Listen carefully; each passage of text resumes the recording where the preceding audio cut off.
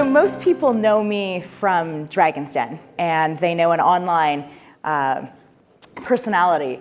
But my story starts off far more humble than that. I was a kid that grew up in Saskatchewan. I went to public school and magically found myself at Queen's University in first-year engineering, where I realized I wasn't a very good engineer. And that was the fundamental reason why I started my first company, which I started on campus, a sustainable coffee shop.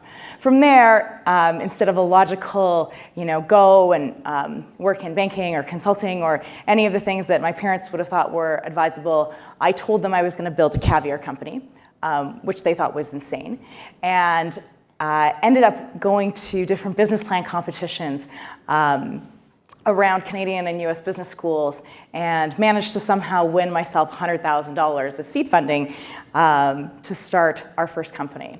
So did this with two partners. From there, we actually went out, we moved to New Brunswick. I saw Dino earlier this morning who said, I saw you in 2008 pitching that caviar idea, and I remember telling you, you would never actually go and build that.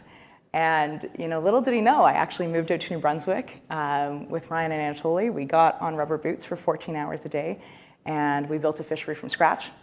After we figured out that the fishing business probably wasn't the best one to be in for a variety of reasons, including the 2008 crash, we went on to build an e-commerce company called Bytopia and one called SnapSaves that we sold to Groupon 2 years ago. And now I'm working on a fintech startup for freelancers called ClearBank. And so I think the first thing I really wanted to reflect on is what's changed since I started as an entrepreneur. And when we look back in 2008, I think this is a really good news story for Canada. When I started, we were looking at some small angel networks and business plan competitions to really gain startup capital going forward. There wasn't this culture, and there wasn't money in early stage funds, in incubators, and shared office space, and this focus on community. And so I think the first story that's really important, Dragon's Den was just starting up 10 years ago. And so the first story is that I think we're now building some very good $10 to $50 million companies, some early stage companies that really have the potential to grow to the next stage. But I think what's more important, because we're here and we're at The Economist and we're talking about how to build a really big global companies, is how do we build what I call gazelles? How do we build the next stage of much larger companies? And I find this very personal because for me, instead of building the last company to be a gazelle, I actually sold to an American company. And so I really reflect personally on what it would have taken to have me continue to build that company in Canada. So I think when I look at this, I really want to look at three things here. The first is that I think we have to change some things culturally, and the first cultural thing we need to change is to stop looking down at startups that immediately start exporting, or don't even take Canadians as their initial group of customers. When we started Bytopia, we looked at the Canadian market first. When we started SnapSaves, we looked at the Canadian market first. We found it actually exceptionally difficult to go into the US, where really it's, the market entry was the same on both countries, but we should have done the US market first. And now finally that we've started ClearBank, we started with just US customers. And that has made an enormous difference. And it was still incredible to me that some of our Canadian investors didn't feel comfortable with that. And so I think, if we're 2% of the global economy, you can't possibly build a company big enough just serving Canada. And so we need to stop looking down on companies that are choosing to just look at the Canadian market. I think the second thing, and I almost, this isn't a joke, I think that we don't take our companies seriously enough. And one of the most remarkable things that happened to me was I was an entrepreneur in Canada for 10 years. I started, as I've talked about, a couple of companies here, and operated out of a Toronto office, and every day got into the weeds. And I was in San Francisco 6 months ago, and for the first time, the Premier asked to meet with me and have a private dinner to talk about Canadian entrepreneurship, but in Silicon Valley. And then 2 weeks later, the Mayor of Toronto reached out saying, we'd love to meet with Canadian entrepreneurs that are in the Valley. And I think this isn't a coincidence. It's really symptomatic of the problem that we're not taking our own Canadian companies seriously. So I think that, when I look at it, it was the US government that bought the BlackBerry before the Canadian government. Like, we have to believe in our own products and our own companies and support those. And that really dovetails into my third point, which is that we need to change the interaction with big companies and little companies. Because in the US, this has now become so much a part of the startup fabric. It's like easy for Citibank to do a deal with a startup, and that's seen as cool and innovative. We meet with Canadian companies here and they say things like, this is a great idea, you're doing awesome things, very encouraging, but we'll look at this in our 2018 plan. I'm sorry, this is going to be over in 2018. I don't know what the market is going to look like in 2018. Whereas in the US, Clearbank started, we're a 4-month-old company, and we announced a partnership with Uber, which is now a $65 billion behemoth. And they're excited to partner with startups. So especially those of you that run these big companies today, take that as a note. Go find the startups around you and see how they can help you. And I think that goes into a flywheel of how we build a better economy. And then I think, those are the big things around culture. And then the last piece about building these gazelles is then how do we finance them? And I think here, just really quickly, we need to look at changing some of the crowdfunding legislation so we can get more and more people involved in that stage. BC has an exceptional model for giving tax credits to angels that invest in startups. So that means people that have made money in the startup scene can continue to invest. And when you think about it, 10 years ago, Vancouver didn't have any tech companies growing up in it. And it's really been this tax policy that's made a huge difference. I think the third thing that's really important is that the government needs to be funding VCs and not looking for the winners. And so I think that, with those kind of 3 points, I'm exceptionally optimistic about the future. I am a product of this country and have done very well here. And I think that we can continue to grow small companies and make them large, which is really ultimately what's going to drive Canada's competitiveness into the future. So thank you. You have had an incredible decade. You've created 4 startups, I think, at this stage. Our theme today has been around disruption, and you've been disrupting the Canadian economy for the last 10 years. And I want to hear some of your knowledge and share that today. Mm-hmm. So first off, Prime Minister Trudeau was just on stage. Yeah. If you were able to wave a magic wand or get this government to change one aspect of policy that would encourage more entrepreneurship in Canada, encourage more innovation, and help the startup community, what would you do with your magic wand? Magic wand is a big question, and I think that startups are actually always about it takes a village to raise a child. In the same way, it takes so many of these factors to build a successful company, and it's not a single one. I think what's been impressive is that Justin has taken the innovation economy very seriously, and he talked about some of that today. And one of the things I actually think he did quite well is that there had been this proposal that we change the taxation on capital gains. Mm-hmm. And the startup community, and myself included, were extremely vocal that would be really negative to startups.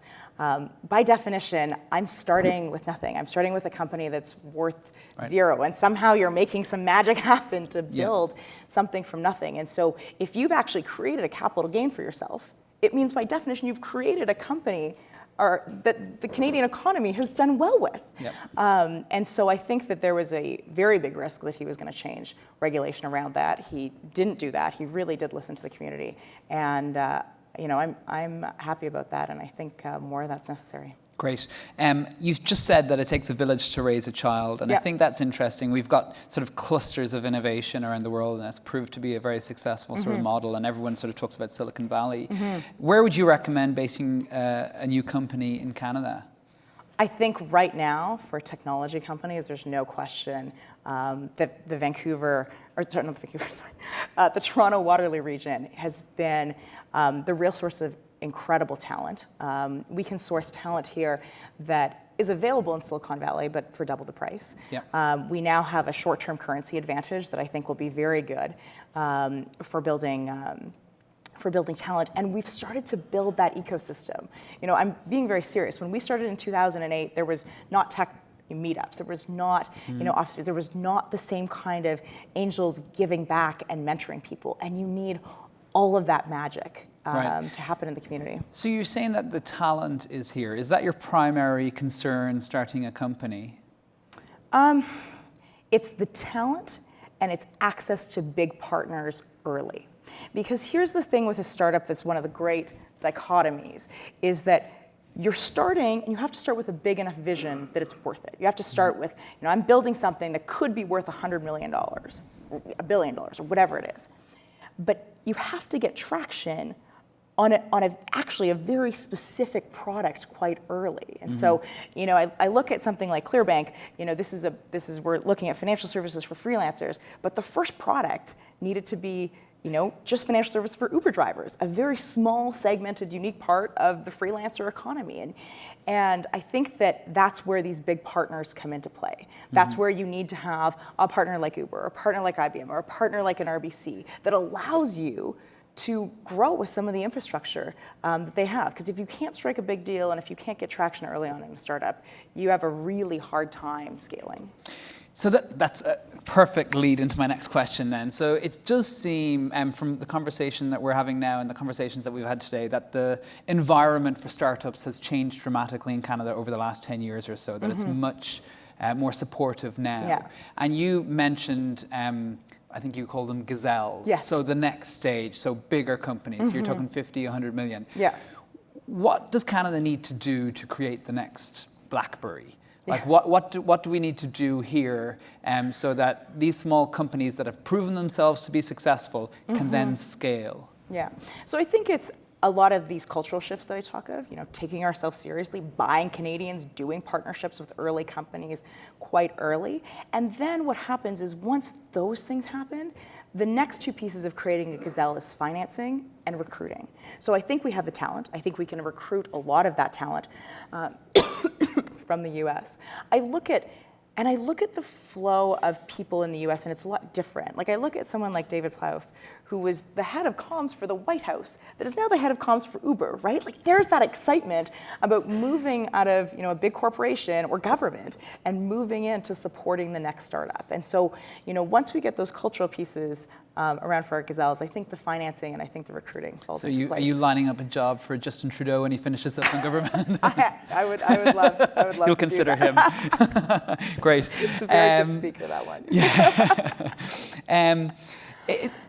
So I find that a compelling argument, but how much of this is just about the size of the market? So how much of it, you said that Canadian companies should not be frowned upon for looking to the US very quickly because that is a bigger market and that's where they can earn greater revenue. Yeah. So how much of that is just a reality that's not adjustable? Oh, I think that as soon as you start thinking that, you've limited yourself. Like there's no question there's a lot of great Canadian monopolies that have built fine companies here. I think that stage in our industrialization is largely over. Yeah. And now with technology, like there isn't borders anymore. Sometimes I think about what it would have been like to build a Coca-Cola from scratch. It's like start, bottle something, manufacture something, like move from town A to town B. Now, look at WhatsApp. 22 engineers.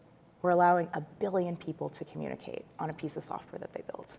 Nobody cared where those engineers were situated. And so I think, that's the unique part about tech companies, is that as long as you're setting your vision on a larger market, there is absolutely no reason you have to be limited to the Canadian economy. Right. Okay, we're running out of time. I'm going to have one last question for you. Talk to the 20-something-year-old Canadian who has that vision right now. What one piece of advice, if you were to distill down your experiences over the last 10 years or so, what do you wish you knew 10 years ago that you know now? What have you learned from that experience? I think that being an entrepreneur is this looks very glamorous, but it's remarkably unglamorous. Most of the days are incredibly scrappy. They are in the weeds, and they are constantly solving problems. Your life is 90% of things going wrong, 10% things going right. And finding those 10% things and continuing to iterate on them is actually what makes you successful. So, for the 20-year-old, it's messages, don't be scared. It's going to feel like a mess most of the time you are building a company. And that's an okay feeling. I think is probably the most important message I have for that 20-year-old today. Get scrappy. And do it, get scrappy. All right, brilliant. I'm afraid we're out of time, Michele, but Yeah. thank you so much for joining us today. I really appreciate it. Thank you so very much. much. Pleasure Cheers. to be here.